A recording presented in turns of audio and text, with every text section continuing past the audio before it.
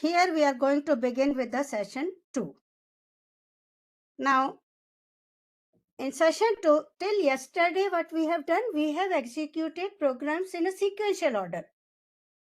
And then we went for making decisions, and if the conditions were true, then the yes block, true block was executed, and if false, then the false, the either side block was executed.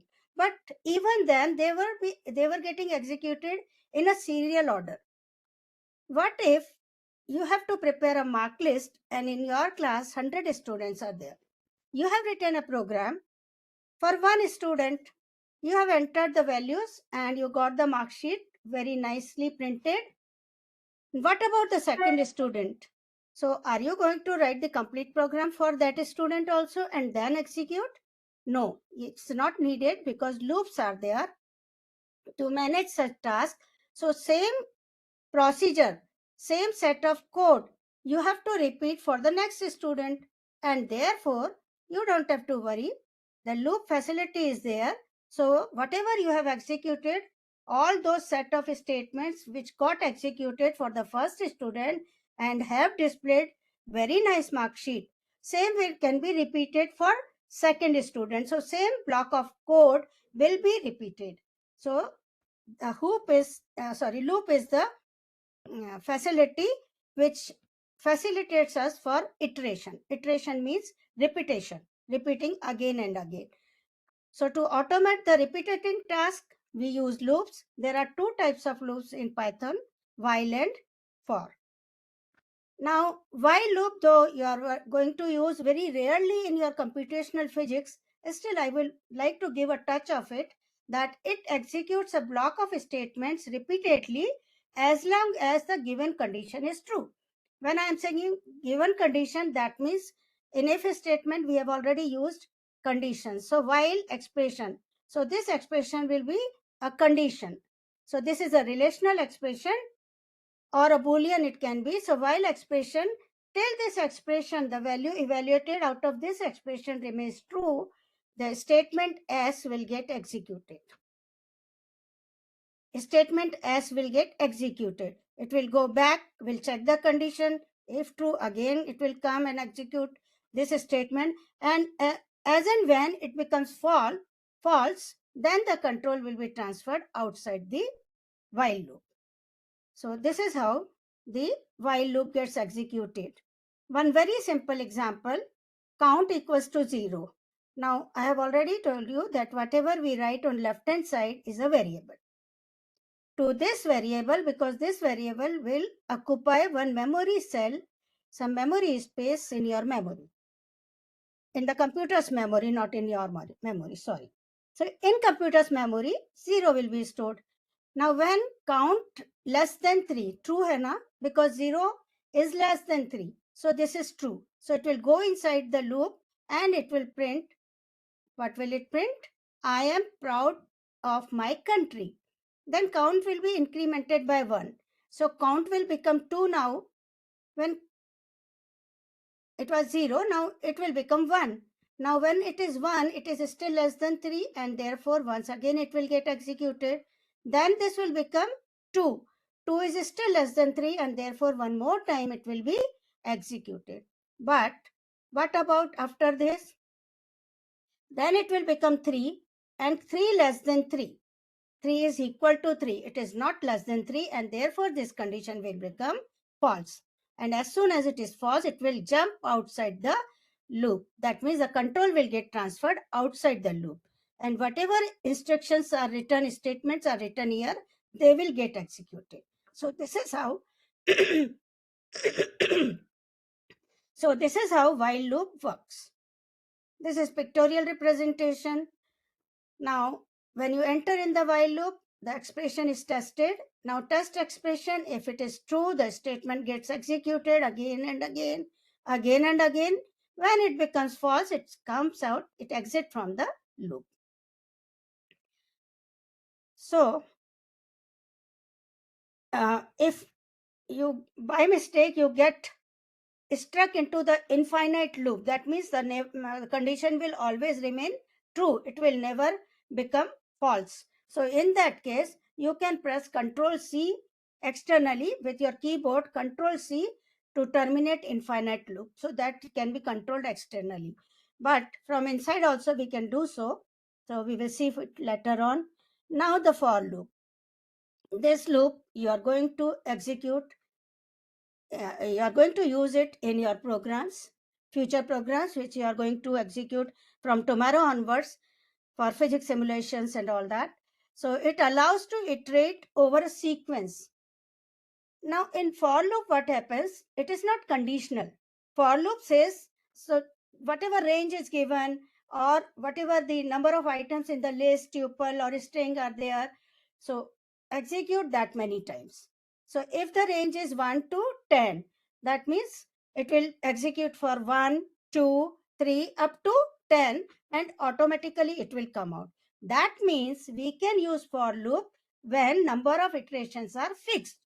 And it is better to use while loop when you are not sure how many times you will have to repeat. It depends on a certain condition, then better go for while. Now it simplifies the task involved in repetitive actions. Now let's see how it traverses over a range.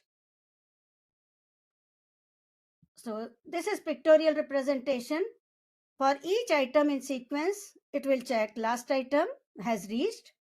If true, then okay, fine, my job is over. It will exit for loop. But if not, then it will go back. Automatically, the item will get incremented by 1. So 1 by 1, it will reach to end, and as soon as it reaches to end, true, that means it will exit from the loop, and till it does not reach to the end, the statements, these many statements will be repeated again and again. Now this is the syntax. So learn syntax very carefully because they are very useful. Whenever you will write program, you will have to use syntaxes. So if you know the syntax, you can write the correct statement. Then you are not going to get syntax error, right? As we learn grammar in English. So our English teachers used to pay lots of pressure on us, emphasize us that to learn grammar properly. So it benefited us now. We understand it, that's how important it is to learn a grammar. Similarly, for computer science, whenever you are going to code any program, you are going to write codes, then you will have to follow the syntax very strictly. If you make a very silly mistake, you can think it is a silly mistake. For computer is computer. It is not going to tolerate your mistakes at all. So it will display syntax error and your program will not get executed. You will go back, you will check what mistake you have done, and you will recorrect it. So just to save time and to program efficiently, we must know the syntax very well. It should be in our memory. From computer's memory, take it in your memory. So for iteration variable in sequence. Now, this iteration variable also called as running variable. All the rules for forming this iteration variable are same as we have seen in identifiers, because this is also an identifier. So all those rules we have to follow for making a running variable, and for this in sequence. And below this, just indent it and then write the code of block of codes which you want to execute. Okay, so what for in is there? This is a keyword. Here in is keyword. It is used to specify the sequence to iterate over. So in sequence 1, for next time in, go to next. So this is what in is doing. And sequence is any iterable object list. It can be a list, a tuple, a string, or a range. And code block, whatever you want to execute n number of times, you just write it there. So let us, first of all, I would like to take range, because you know list, you know everything out of that. But range is something new keyword for you. So what range does here? Range 1, 6. So for num in range, and in bracket I'm writing 1, oh, program is there. For num in range 1, 6, right? So what will this do? It will generate numbers starting from 1 up to not 6, up to 1 less than 6. So it produces numbers from 2 5. So 1, 2, 3, 4, 5. These numbers will be produced. Now, the for loop iterates over each number generated by range and prints it in this program. So let's see how, okay, oh sorry,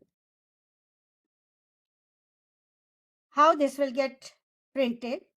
And one more thing, in range, though here only 2 parameters are taken, but third is also there.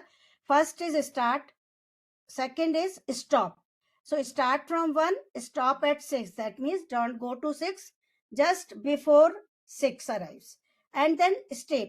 So if you are not mentioning the third parameter, it will always be considered as 1 by default. So 1, 2, 3, 4. So every time 1 will jump by 1 only. And if you are mentioning it as 2, comma 2, then it will be 1, 3, 5 and 6. It can't reach, so 1, 3, 5. Only 3 times your loop will iterate. So this is the meaning of step third parameter here.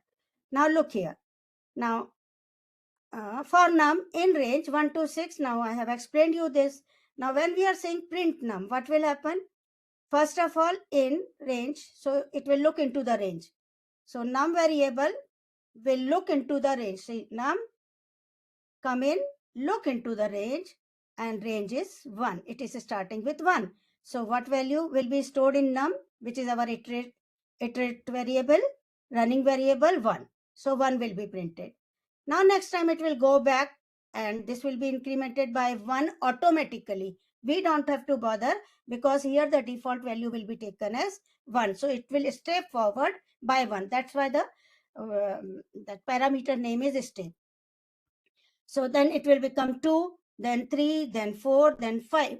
When it becomes 6, so this by default it cannot go beyond 6. So 1 less than 6, so it will come out. It won't go to print statement. And the body of the for loop will be skipped and it will come out. So only till 5 it will print. So this is how it will get executed. Now we will solve few problems so that you should be comfortable with for statement. Now let us try to iterate over a list of numbers and try to print each number. Now the list you know very well, it should be enclosed in curly bracket. So I hope you remember. Is it curly bracket? Oh, you can't answer. So sorry. I will not make this kind of statements now onwards. So it is square bracket that you know very well. So LST equals to a square bracket. And this is your sequence list. Now for I in LST, for I in LST. Now what is I? I is our iteration variable, running variable. Look in, I look in LST, I look in LST. So it will look into the LST, which is the first number, 23. Okay, so you are asking to print what?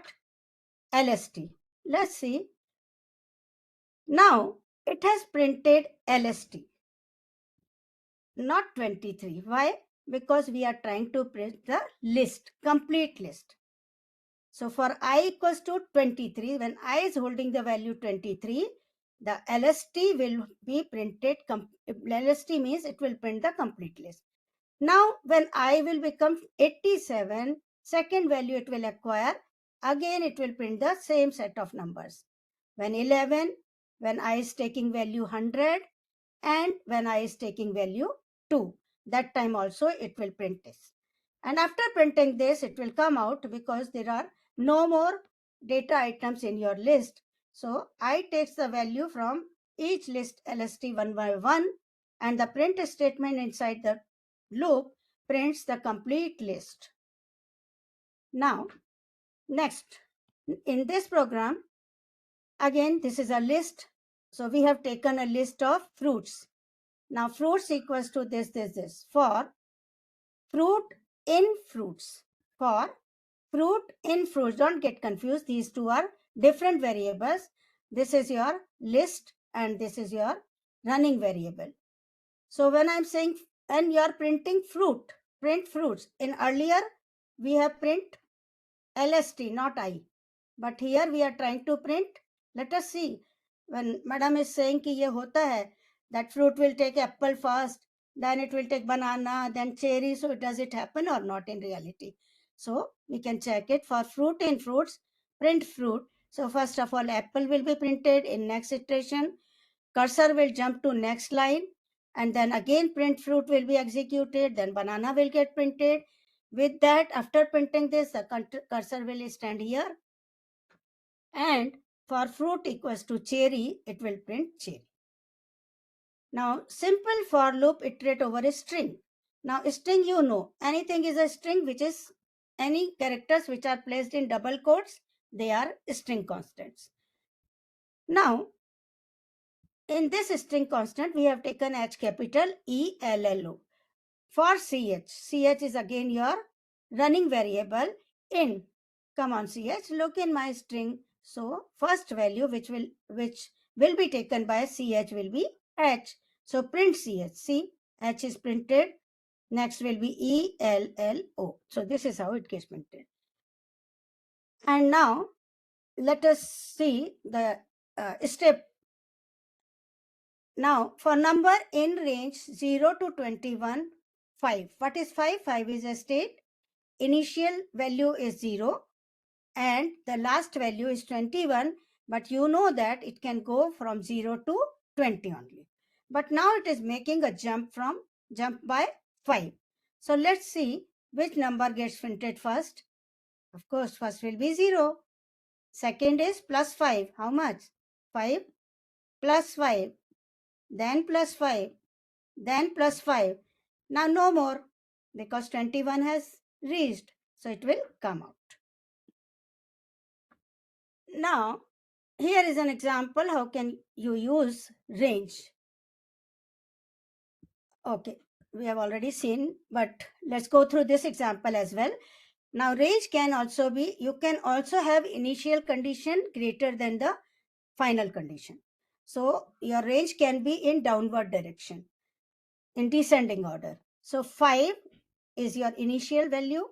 You have to reach up to 1, and from 5 to 1 you cannot make upward journey, you will have to go downward, and therefore your step should be negative. So it will be decremented by 1, then 4 it will become, then and so on. So let's see, 5 4 3 2. Why not 1? 5 4 3 2 1 would have been, no, it can't, na? Because 1 is your last. So last but 1. Always remember last but 1.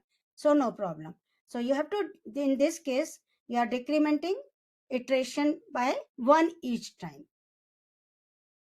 Then this program, if you use range, only range, without these parameters, simply if you write range, then see how the numbers will get printed. So 5 numbers will be printed, but they will start from 0. So if I write 10 here, then it will start from 0 and will print up to 9. So total 10, but from 0 onwards, so it will be like this. So use when the sequence is known in advance for loop and they are concise, commonly used for list, tuple, strings, range, etc. So I hope you have understood for loop, and let us see how we can control this loop. It's human nature, na? We cannot leave anyone in an uncontrolled way, because then these statements will start making nuisance. So they have given us statements for controlling them as well, but because of time constraint, I will take only break. Not I am going to take break. I will teach you break statement. Stopping a loop when a specified condition is met. So for you are rotating this. Like this is very useful while when we search an item in a list. So we are searching or in a sequence. When the condition is met, that item you found, you don't want to iterate further. So that time what you will do if break is not there? Can't do anything, na? It will go on. So suppose 100 items are there and you got your item at second place in second run only. So why to waste 98 rotations, iterations? And therefore they have given break statement. So just put break with condition. As soon as your search is met, break, come out. And then it will go for normal execution like printing, your number which you were searching is found, and so on. Now let us use this in list. fruits equals to this. Okay, so these are the values in your list. For fruit, again, this fruit is your running variable. And in fruits, so fruit running variable, please look into the items of fruits. Okay, I'm looking. If fruit equals to cherry, first time it will look and then break, otherwise print fruit. Okay, so first time it will look into the fruits and the value is apple, it will print apple. Go back, now it will look in a next item, very next, banana. Okay, it will print banana. As soon as it will get cherry, is it going to print fruit? No, because with cherry you have written break, so it will come out. So cherry, orange, they will be left. So this is what we wanted. So this is how we can write a program using break statement meaningfully. Now this I have already explained you, I don't think, and this is for linear search, but I think for you it will be, we should go further because we have to cover lots of portion, and this much, whatever we have learned till now, is sufficient for going ahead. Okay. Summary we have already discussed. Now comes the Python libraries. Library, what it is? When do we go to library? Do you remember? We started, perhaps I started going to library when I was in college. Now my grandkid is first year, grade 1, and he goes to library. So the scenario has totally changed. Library is a place where all reference material is kept. Whenever you want any book to refer, just go to library and search, get your book and do your job. So everything is available there. And with that concept, they have kept the name of whatever we are going to discuss and discuss now, pandas, then everything, NumPy, and whatever we are going to discuss, they are nothing but the libraries. Now in Python library, so basically it is nothing but collection of modules, collection of functions. It gives us facility to perform different tasks without writing code from scratch. Now suppose if I want to compute sine value. So previously, believe me, when we have started computer science, that time in basic programming language, we used to write a big code for executing sine function just to find the sine of a given value. So how much difficult was it go for computing mathematical computation, to do perform mathematical computation for each and everything? If you are going to write codes from scratch, then simply you will be lying down there only and doing the job of coding and coding. So now in library you don't have to do this. Already there are ready-made programs. You can really put this in mind. They are ready-made programs made for you. Whenever you want to use them, please feel free and use them. They are pre-written functions, classes, constants, and they are useful for performing calculations, simulations, analysis related to various branches of physics. So libraries, physics people, they use it extensively. Mathematical people also, engineers also. Now they have categorized as per the diverse programming need, the Python libraries. So numerical computation and symbolic mathematics, for that NumPy is there. Now you can see this is capital letter, then P is capital letter, num is for number, py is for Python, simple. So NumPy you remember, and every time you will have to write like this. It facilitates numerical operations, array manipulations, and mathematical functions. So basically it is a fundamental library for scientific computing in Python. It provides powerful array and matrix operations. So for performing matrix operation, it is really a pleasant thing to use these libraries. Linear algebra functions, random number generations, and other mathematical tools. And okay, so this is the symbol of NumPy. Let's use it. So before using it, you will have to import it, because before using the book from the library, you will have to go to the library, right? So similarly, and fetch the book. Same here, import from your NumPy library and import it from the total module as NP. Now, array equals to NP. Once you have assigned this to symbolic name MP, you don't have to use this library name again and again. MP, this will be replaced by NP. So NP dot array. So you are creating a NumPy array. Array equals to NP dot array, and these are the values of this array. Now just try to perform a basic operation. In your array, 5 elements are there, 1, 2, 3, 4, 5.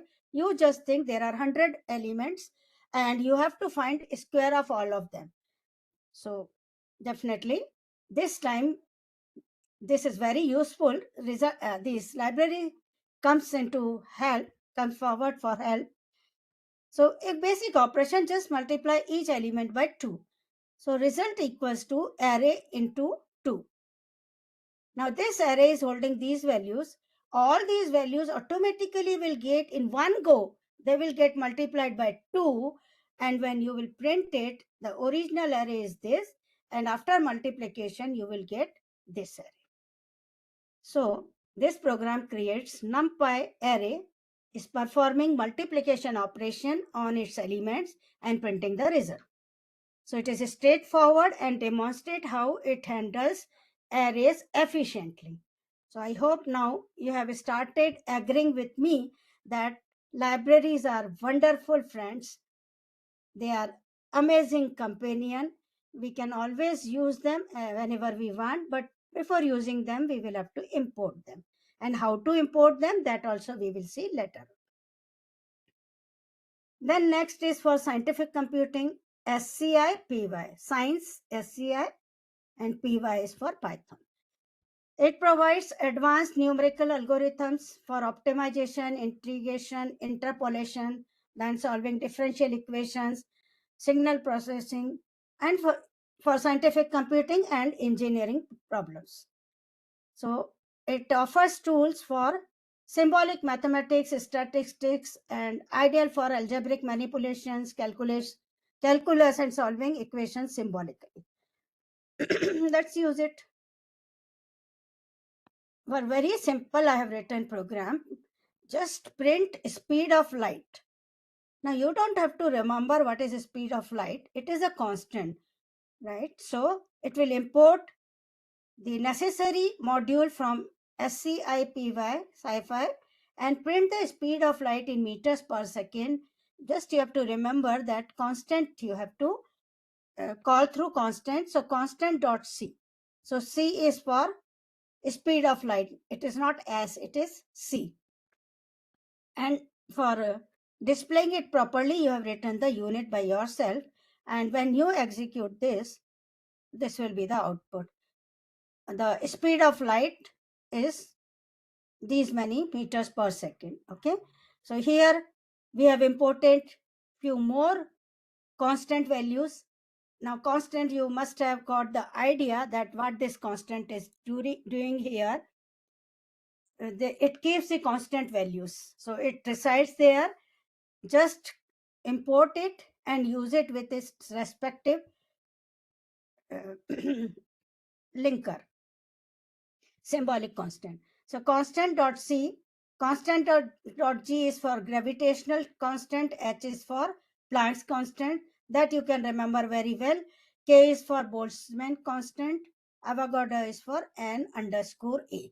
So when we use it again and again, automatically it gets settled in our mind, and then we start using them as per our convenience and requirement. Now, another use of let's import factorial now. Now SCPy spatial is a submodule. Why I have taken spatial here? It is a submodule of SciPy, and that contains a wide range of spatial mathematical functions. So these functions may be factorial, gamma function, Bessel function, error function, and many more. So here we have called this function factorial. So already the steps for calculating factorial, that code is there and it will calculate automatically. You just have to do, just assign a value or you input it from the user for whichever you want to compute the factorial value. And now we have made one assignment statement, that is result equals to. So whatever is there on the right hand side will be executed and will get assigned to result. And then at the time of printing, we will take formatted string because we have to print the value of n as well as result. And here, of course, they should be placed in curly brackets. So the factorial of 5 is 120. So from where we got 120, the factorial function was called, and n, through n, this argument, we have passed on the value to that factorial function which we have called through this submodule special. Now, using from spy.special import, factorial imports only the factorial function directly. So we are not calling it the whole library. We are just taking the one function which we need. So it saves lots of memory space and then the execution time and everything like that. Then comes pandas. Can I have a water?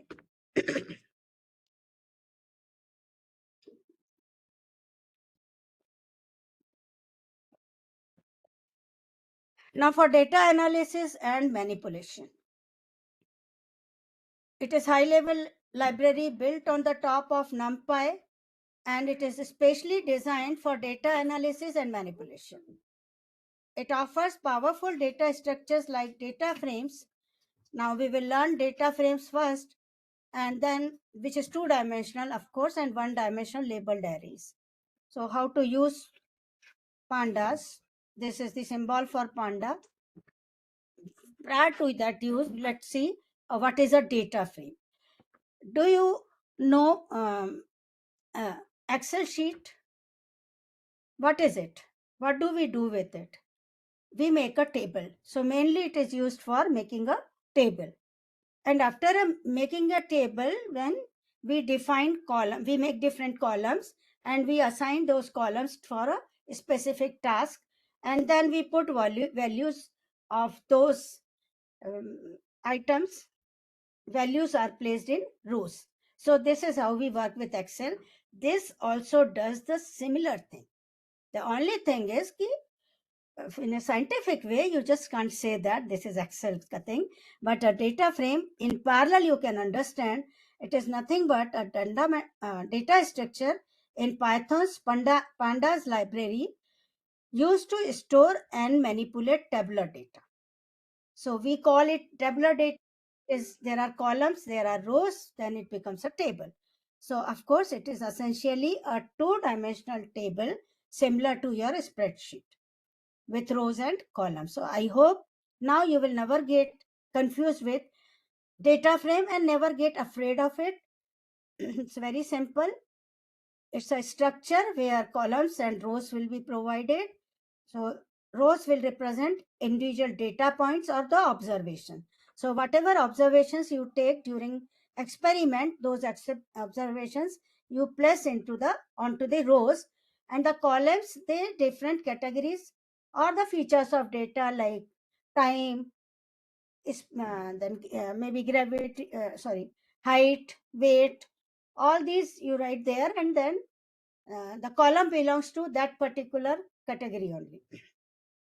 And each column has a unique name.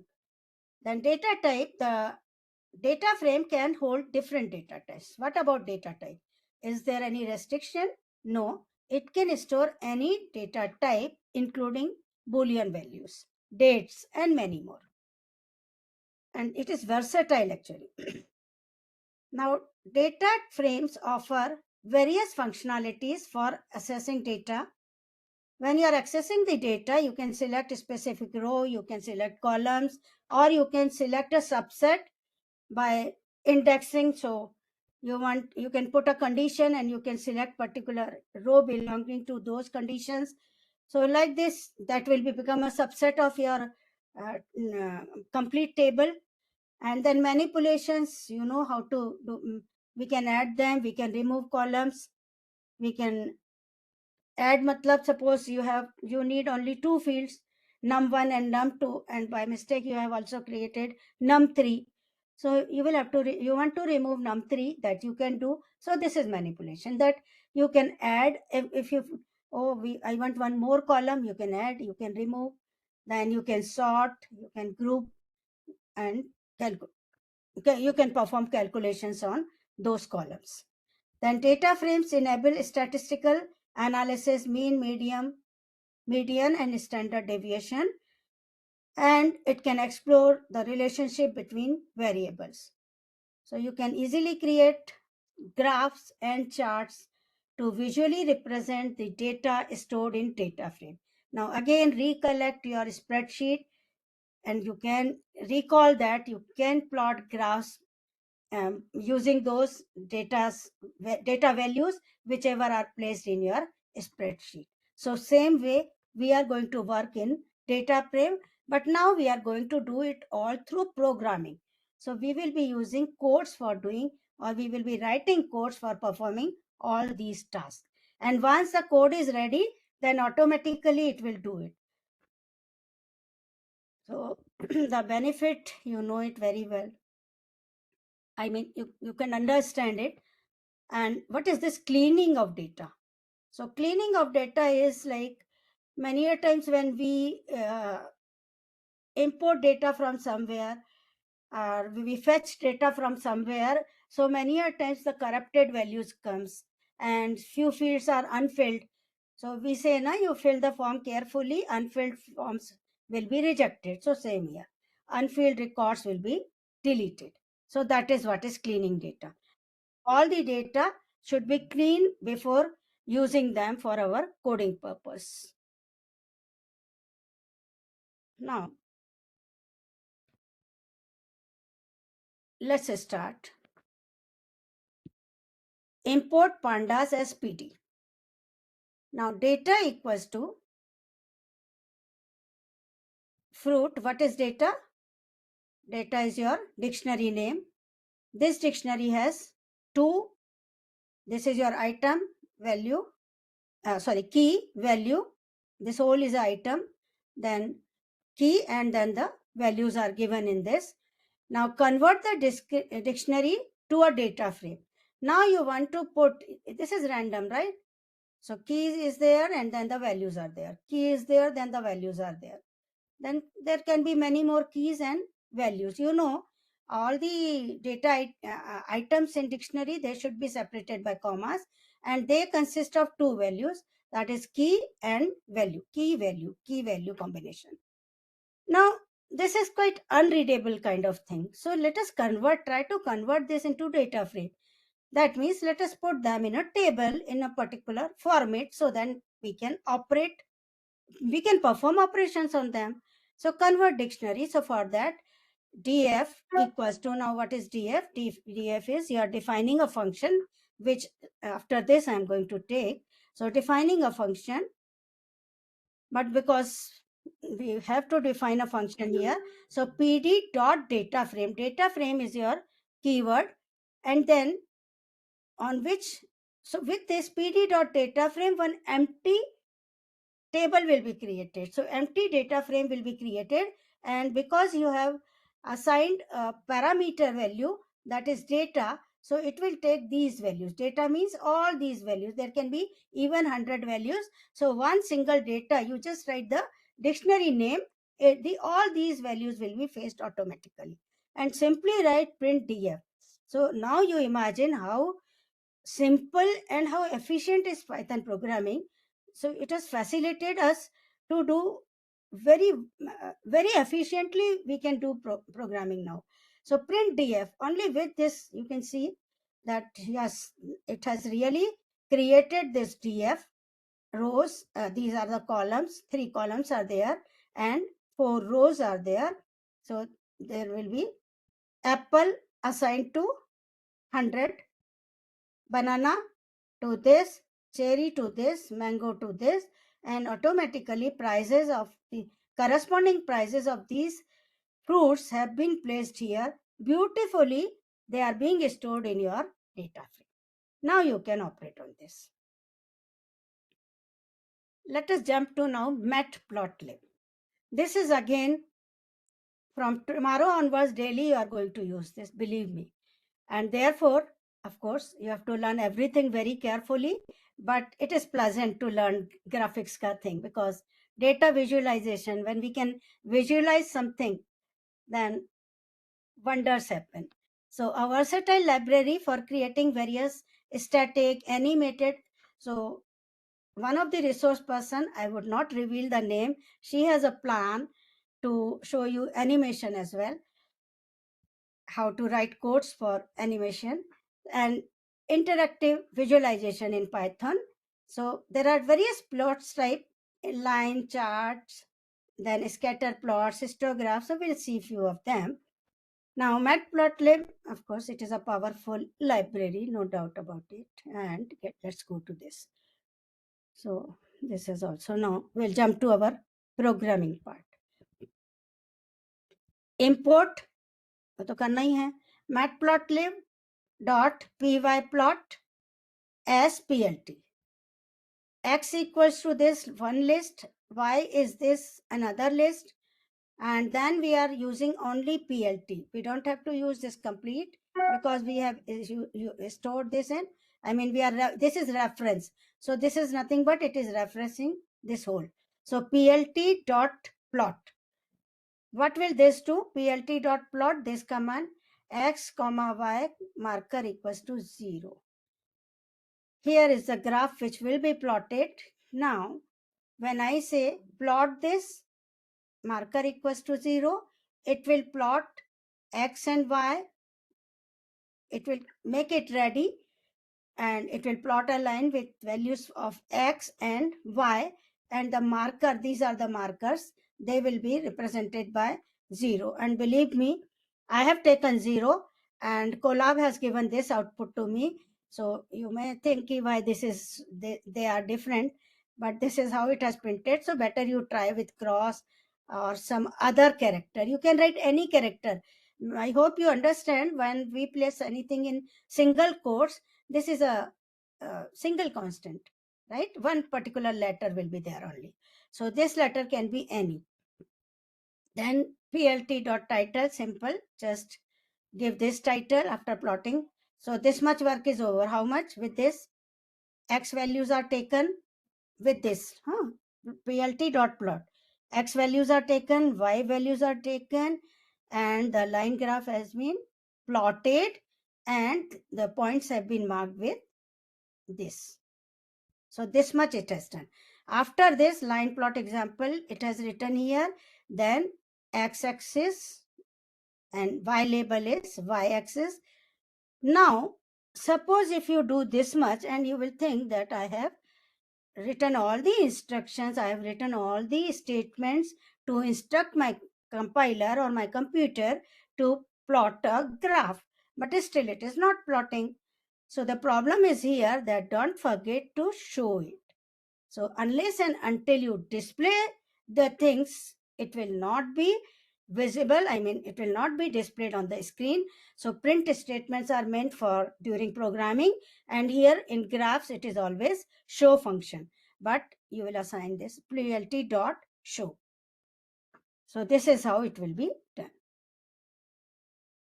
Now let's see what this will do. We are trying to plot a scatter plot. So again, x is a list, y is a list of all these data items. Plot dot scattered, you just have to remember the parameter list, because scattered is scattered, and prior to this plot is, you have to plot line plot. So with that you can remember, it is not line, but line plot means plot. Okay, so plot a line actually. So plot you have to remember. Then scatter karna hai, to you have to write here scatter. Then first x-axis, then y-axis, and then color equals to red. This third parameter, what is it doing here? So for x it is taking all these values here, for y it is taking all these values, then all these values are plotted, and they are scattered. So only points will be shown and the color red. So you can write any other value for this. So this way also you can go. And now I have started using here single quote because in many compilers, rather in all now, they even accept single quote for writing multiple literals. Now plot dot title, scatter plot example. So title will be printed, plot this, axis name, x-axis, plot y label as y. So all these are taking place later on. First of all, what is executed? This, and then it has drawn the plot, I mean the scattered plot. Once this is over, then we are writing this. So this will be done. Now don't forget to show it. So it will be displayed there. Now let's see. This I have explained, right? Now you can also go for plotting bar graph. So bar chart, categories A, B, C, D, E. Again list values, these values.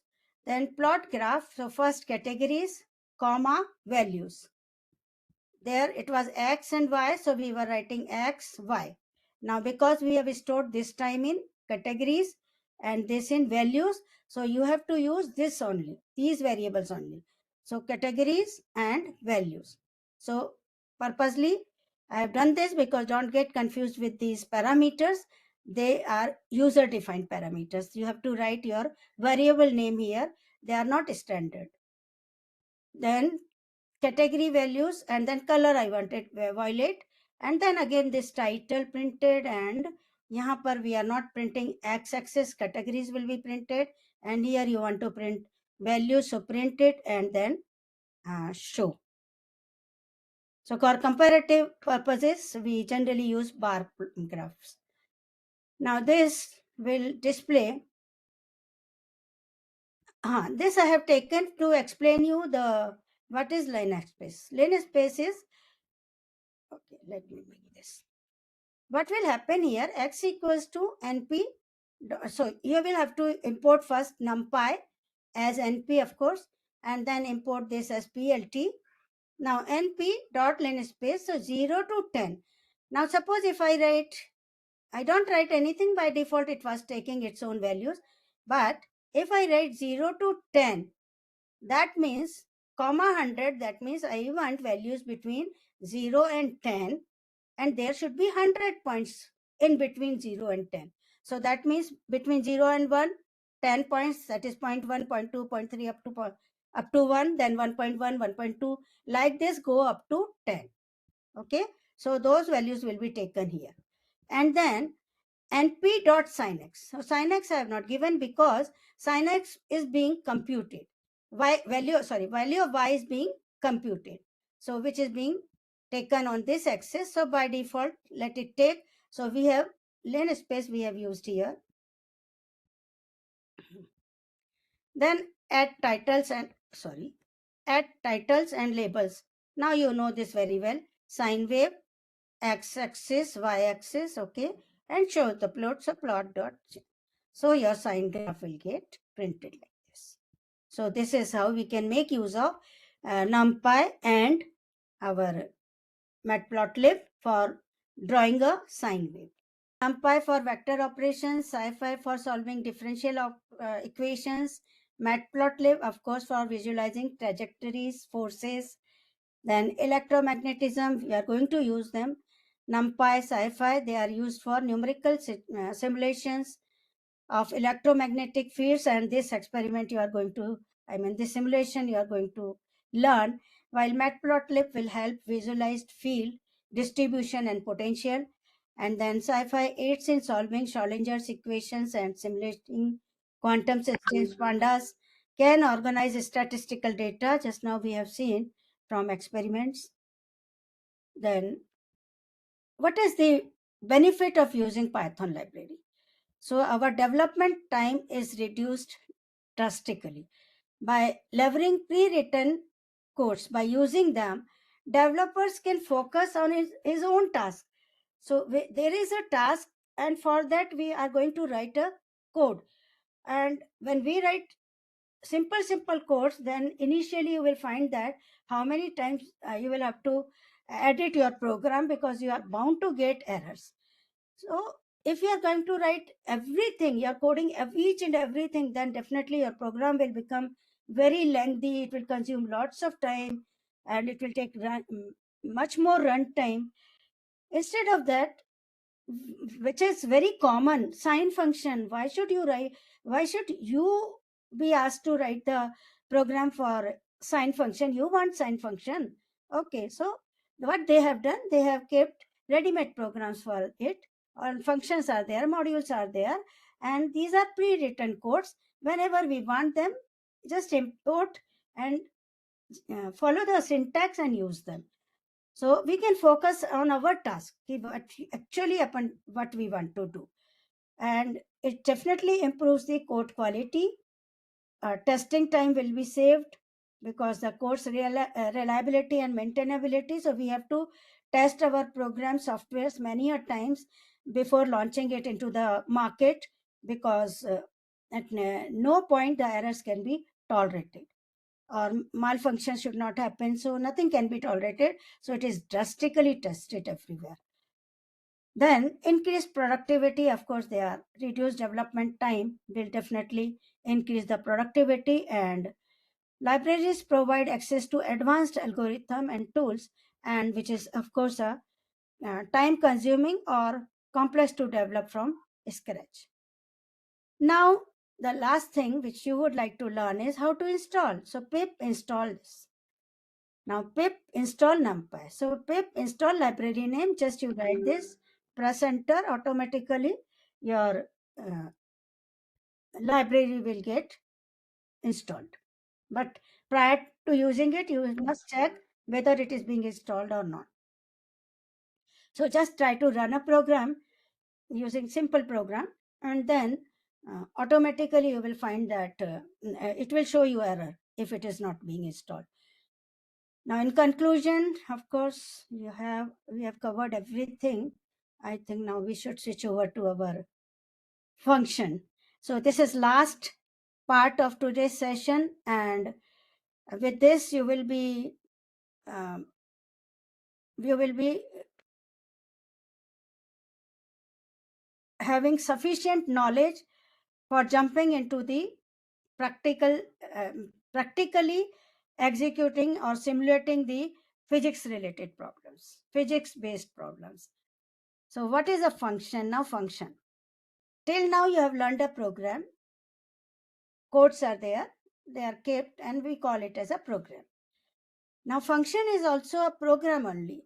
So whenever we can't do anything, see, one thing you should remember, that we can't do anything without writing codes. We have to write codes for performing any operation using computer. So function, how is it different than program?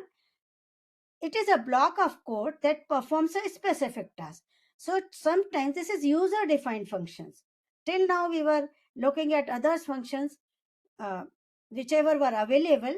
So some user defined functions we will develop, but already the built-in functions we have already used. So we will come to know which we have used till now.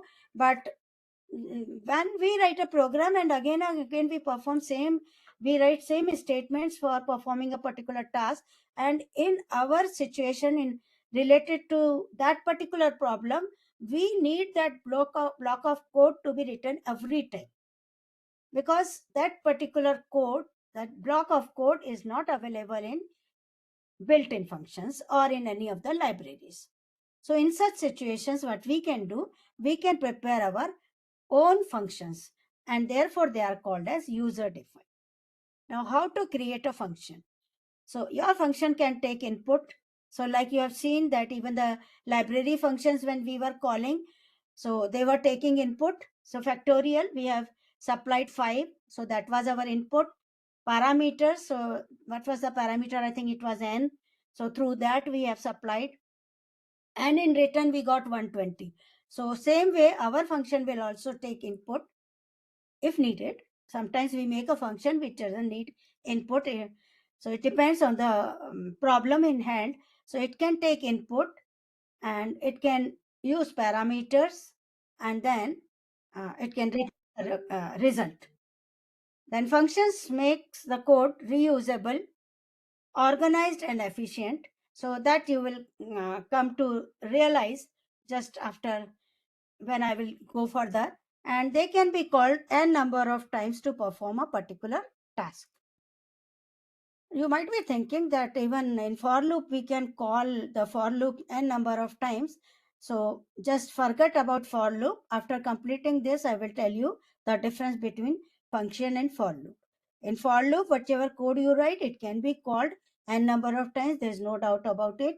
Even function can also be called number of times whenever we need them. User defined functions also.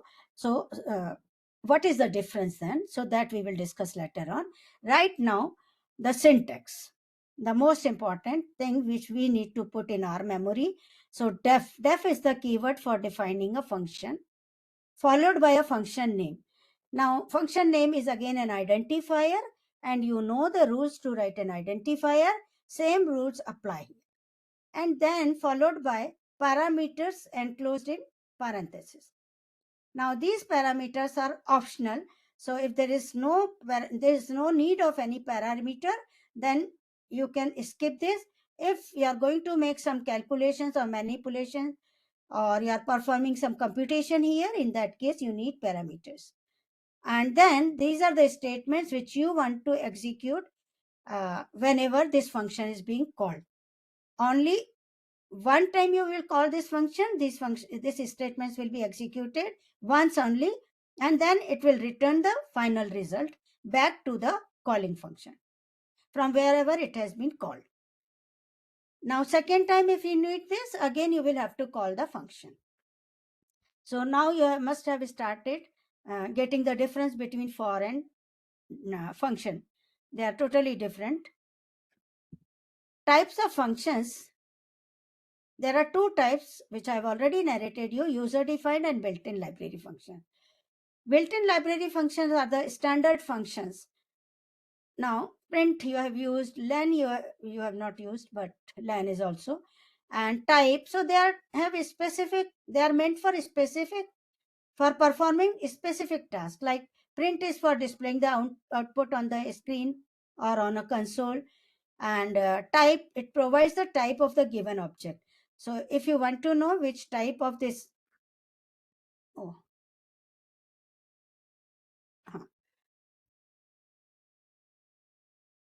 you can write the variable name here, or even you can write int. So type int, so it will get okay, type 2, and then it will give you int. If you write type 2.5 here, you can give the value, then it will give you, it is a float. And you can write here variable also, variable name also, but then the variable should hold some value. Then max, it will return the largest value among all the arguments. Then input you have used. So this way, these are the built-in library functions. And now we are going to user-defined user-defined functions. Now, we have already seen the structure, the syntax. What was the syntax? Define. Def is the keyword. My function is the function name chosen by the programmer, here by me, and followed by single bracket. So this close bracket. Now, if round brackets, if it is followed by round brackets, closed round brackets, then it is a function. So it will be treated as a function. So it must followed by the opening and closing round bracket. And you know, when we write any command, it should be followed by a colon. And after that, 3, 3. So what is this? Doc strings. You can write whatever you want to write. So this is my first program using function in Python. So mainly it is used for putting the remarks, like what for you are using variables, which variable is for which purpose, and all that we write here. And print hello dear participants. Now you can see this is a very simple function, only consists of one statement. This is your remark. It won't get executed, right? So you have defined a function, no parameter, only one, So when this will get printed after this? No, it won't get printed how will you execute this function? So if this get executed, then why not to write just print hello dear participant? Then why to define it? When we define a function, so you have to call it. Without calling a function, you cannot execute it. So for executing a function, it is hidden here, but for executing a function, you will have to write my function and empty parenthesis. Okay, my function empty parenthesis. So automatically this function will be called and this statement will be executed and hello dear participants will be printed. Let's see in this example, same example I have taken here. So very simple, I have not written here doc string. So one single remark statement is there, that is the program number. Then def my function empty parenthesis followed by colon print hello dear participants. And then what you have to do, my function, just write the name of the function. Do not put colon here. When you put colon here, this is your function name. And when you are not putting colon here, then you are calling this function. So just write this, automatically hello dear participants will get printed. So this is how the function is made. Let's write, oh, this is same. Okay. Now with parameters.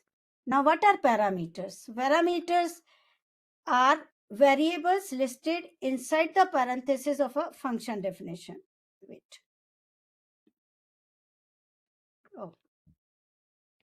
Take a, let me explain first. Okay, I will switch over between the two. Def my function f name comma l name. So def, you know, my function is a function name, def is a keyword, f name is a variable, and comma l name is another variable. So there are two parameters. Now इसको हम variable नहीं बोलते हैं यहाँ, because we do not call this as a variable. Now because we are using it in the function, and therefore these are called as a parameter. Like when you go home, you become a son of your mama, papa. So they call you something else with your nickname or might be anything. But when you are sitting in a classroom, you become a student. When you are playing on a playground, then you become a player. So the same person is being represented, is representing.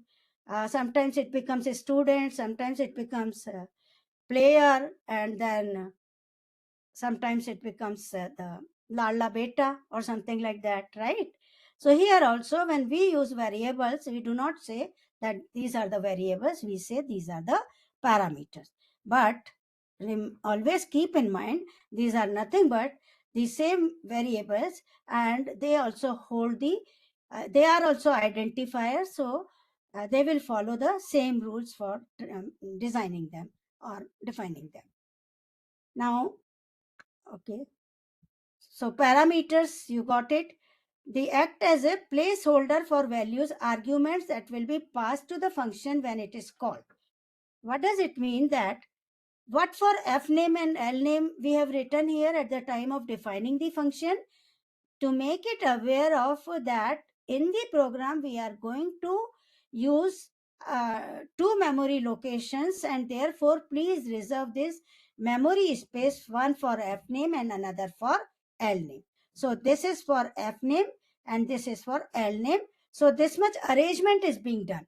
So like you have occupied by for the seats you have reserved for your friends in auditorium, they are next, they have not joined you now, but they will come later, and you have reserved two seats, empty seats for them, and whenever they will come, they will occupy both the seats. So this is like this.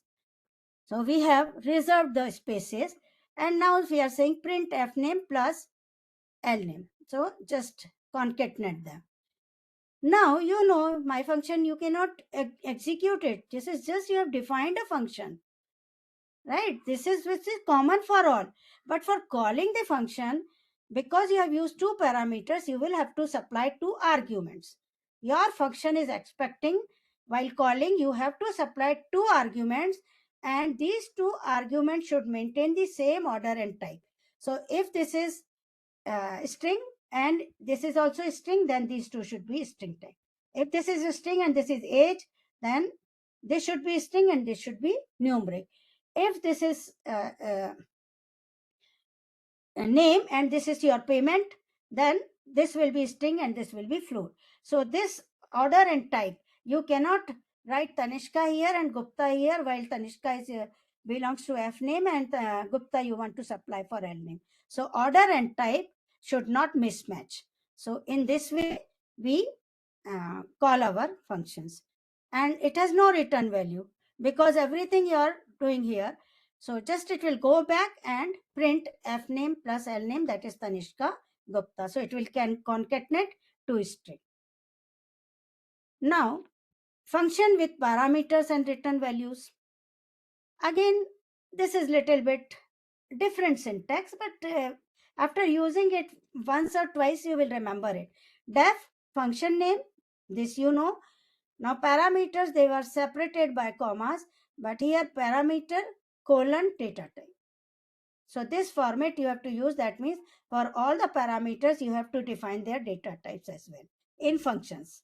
We never do this in our simple programming. We got rid of it, but here you have to mention the data type.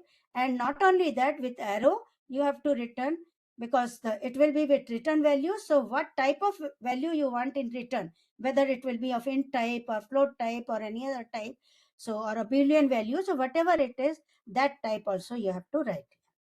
And then write body of the function and then return expression, because through this we will return the value to the calling program. This will not do anything. This is the user defined function you have made. But whenever you want to use this, you will have to call your function by giving suitable arguments here for all the parameters you have listed in your function, and with in the same order and type. So let's see how it is done. Def add is your function name, num1 int. So num1 first parameter, this is of int type, num2 again of int type, and because we are going to add them, so result will also be int type. So yahan you don't have to put any variable name here. Got it? You don't have to worry ki, first of all I should write the complete program, and whichever variable I'm going to store these values, and that variable name I will write here. No, just tell the what type of you want to return. Okay, but here you have to tell that these are the parameters which will receive arguments, and then these arguments will perform some computation, some operation, and whatever. So let's see here what it is doing. So we have taken third variable, that is num1, num3. Now num3 is num1 plus num2. Num1 plus num2. Now num1 will receive one value, num2 will receive another value, and these two will be, the final value will be stored here, and this is of int type. You don't have to write here num3. And then how will you return? Return through this. So this either it can be expression, you can write num1 plus num2, return num1 plus num2. So it can be expression, or just write the body of the function to learn it better and to improve the readability of the program. So num1 plus num2 equals to num3. So return num3. So this will be returned to whom? To the calling function. So which function, whichever function is calling it. So let's call it num1 comma num2 equals to 5 comma 15. Now what we have done, before calling a function, we have assigned values. So I have assigned this purposely. I could have written num1 equals to 5, and in next line another statement num2 equals to 15. And you are very much aware of familiar with these assignment statements. So 5 would have been assigned to num1 and 15 to num2. But even you can do like this. So two variables on this side and two arguments, two values you are supplying here, and one by one, 1:1 respectively, they will be assigned to variables on left side. Now they are holding some values. Take third variable, any variable of your choice, and through this call equals to add num1 comma num2. So now you are calling, this is your calling function. So you can call your function in through assignment statement. Even you can write here print and add. Just try this at home. Print add num1 comma num2. So from print statement, it will call the function, do the operation, and it will return the final value, and that final value will be thrown back at the place from where the function has been called. So here you are sending 5 as num1, 15 as num2. So this num1 and num2 will be received here. So they will be placed here. They will be added. 20 will be assigned here. So 20 will be returned, and where the 20 will go? Here. It is like, just like you can think that this has been erased with eraser, and the 20 is being written here, and that value is being assigned to ANS. Now actually ANS is holding our final result, and therefore we are writing very simple print statement. The addition of num1 and num2 results this. Okay. The addition of 5 and 15 results 20. So again f string hai, so we have to put them in curly brackets. All the variable names should be placed in curly brackets so that the respective values will get printed at respective positions, and we can make the output very attractive. Okay, so this is the program which has been executed and being, okay. So hope you got this program. Now one thing I would like to tell you what was in my mind.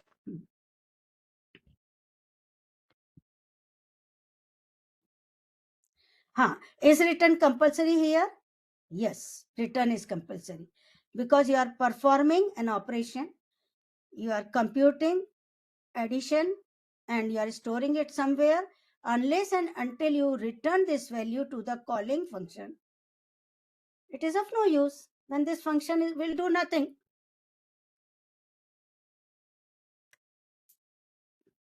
Then this function will,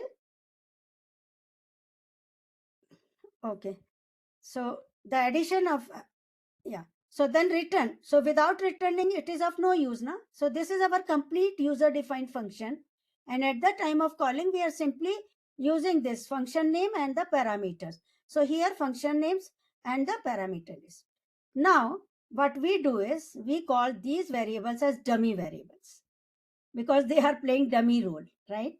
And actual value are being stored here. So we call them as actual parameters, real parameters. So these are real parameters and these are dummy parameters. So real and dummy. So through main program, we are calling our function. So in main program, you are going to accept values in the real variables, and through real variables, you are passing it on to the dummy variables or dummy parameters, and then it is being computed, and then the final result will be again sent back to the function to the same place from where the function was called. So I hope you got it thoroughly, you have understood it. And yeah, this program actually I wanted to make you aware of legend also. So just this is the last thing which I am going to take. Try to understand. Okay. Here just I have written nothing. I have placed them in double triple quotes. So these are the commands, and this also I have made command, and the whole program is here. Only I'm importing. Okay. Space was not available on next this. So we are importing what? matplotlib.pyplot as plt pyplot and plot line. Now what is plot line? After def, whatever you write is nothing but your function name. So please listen carefully. This is one complete program. If you understand this very well, so you won't find any program, any difficulty here onwards as far as Python programming is concerned. This is your function name. Then these are the two parameters. You have just learned parameters. Oh, parameters X and Y. Now, plot plt.figure. So figure is a function which gives us facility to just make a provision that we want our graph to be plotted in specified size. So that size you can mention here. So with experience, you will come to know that what size should be selected, but generally it is 8,5. So that is what I have selected. Then this is plot. What plot does? It will plot a line, right? Plot line. This function will plot line. So x, now for plotting line, how many parameters we have taken here? 1, 2, 3, 4. Right? This is your plot line x comma y comma marker and label. Now x is your values for x axis, y will represent values for y axis, and marker 0 is these, if we write 0, they are going to be printed like this. And the label line plot, so this is the label name. Now we have given label name here also. So this is what the, with using legend function, we will put it here. So then plot X label you have understood, Y label you understand, title you understand, simple line graph, X axis, Y axis. So all arrangement we have made here. So we have not plotted any graph. No, only arrangements have been done. The size have been fixed, no doubt about it. The size we have fixed, but no other values, only marker we have supplied, and label name we have supplied, but it doesn't have any value of x, it doesn't have any value of y.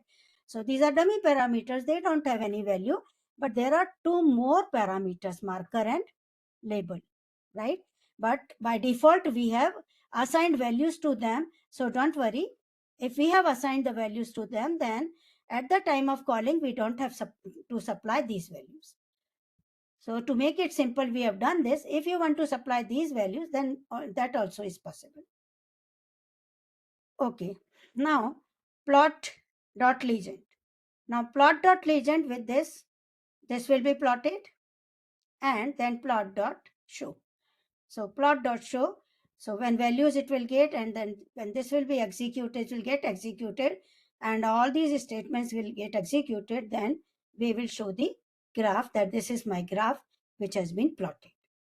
Now, calling function plot line, x values, y values, and then it is hidden plot line. So where is your plot line function? Here, plot line. So in your function, you have supplied x comma y. So two parameters you have taken. So x value you will supply and y value you will supply. What is x value? We have assigned the values, and at the time of calling, we are just giving the real variable name, x values and y value. X value will be received by x, y values will be received by y. Now they have values. Now what it will do next? It will fix the size. Then it will plot a graph with values x and y, taking 1, 2, 3, 4, 5, 2, 4, 6, 8, 10. So 1, 2, 3, 4, 5, and then y values are 2, 4, 6, 8, and 10. So like this, the graph will be plotted.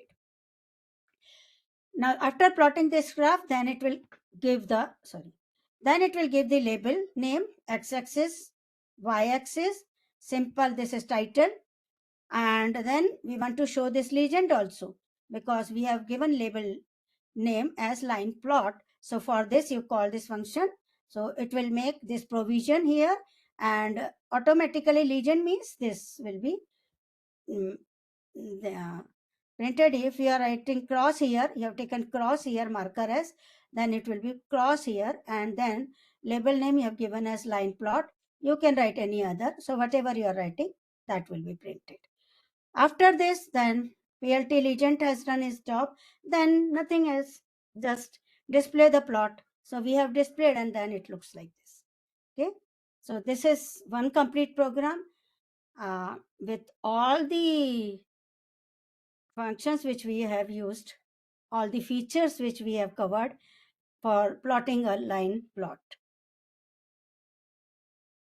Now simple functions, they perform tasks without needing input or returning values, like we want to just display a message, Or sometimes we want to display a print a line, then again print a line after putting some values, then print a line, then again printing some values, print a line. So instead of writing that again and again for a statement for printing a line, just call your function and it will put the line.